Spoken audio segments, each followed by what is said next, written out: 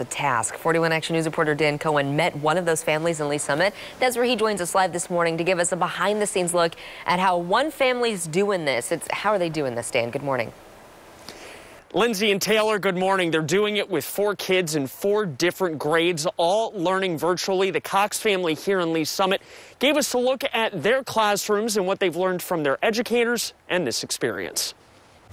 Our neighborhoods are filled with homes and schoolhouses. The Cox Schoolhouse in Lee Summit is fully remote. They typically work in a playroom, we call it.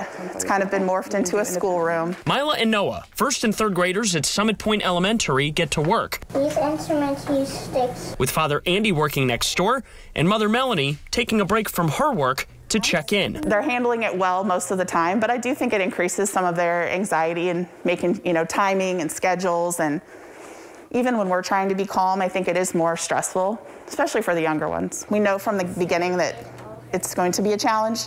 We also know that change is never easy. That's the downstairs schoolroom. Upstairs, 2 more students are settled in for class. My middle schooler goes between her room and our room, where she has like a makeshift desk. Leah is a 7th grader at Summit Lakes Middle, and Kayla's a freshman at Lee Summit West. She chose to be online academy from the beginning. Now everyone is learning as teachers continue to adjust. I have goosebumps just talking about it. I know that they care so deeply for these kids. The Cox family, they're adjusting as a unit. Every day is different, so we may plan ahead, but we just take it day by day. And when we do day by day, sometimes our wins are bigger. This experience, it's taught Melanie a lot. Kindness, both to them and to myself, not holding myself to a standard that's unreasonable. And she has this advice for her parental peers. Don't compare yourself to anyone else. Your story and your family is not the neighbors. It's not someone you saw on social media. It's not even maybe your closest friend. It's completely different. Comparison is the thief of joy. So don't compare yourself. It's your life. Life has changed everything for everyone.